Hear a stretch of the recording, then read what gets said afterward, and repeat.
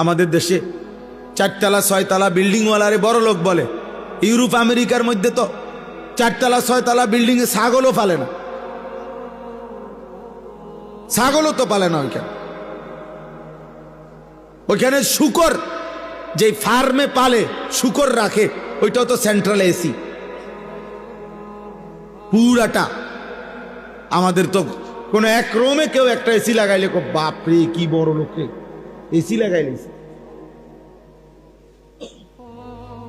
এক রুমে লাগাইছে মাত্র। আর ওদের শুকরের খামার, ছাগলের খামারটাও তো এসি।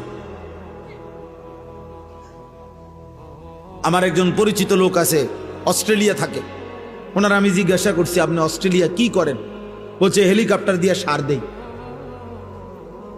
কসম খোদা,